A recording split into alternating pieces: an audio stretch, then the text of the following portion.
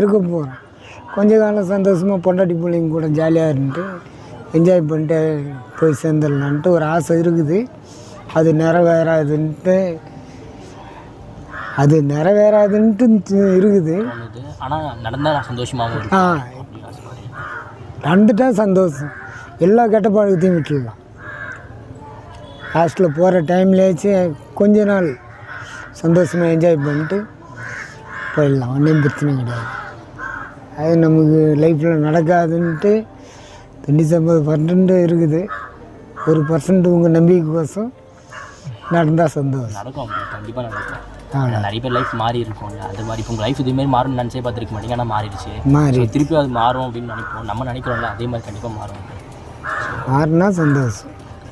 இந்த வீடியோவை அவரோட ஃபேமிலி மெம்பர்ஸ் யாராச்சும் பார்த்துட்டு இருந்தீங்கன்னா அவரோட தப்பை அவர் உணர்ந்துட்டாரு. இங்கே எல்லோரும் விட்டுட்டு 10 வருஷம் ரொம்ப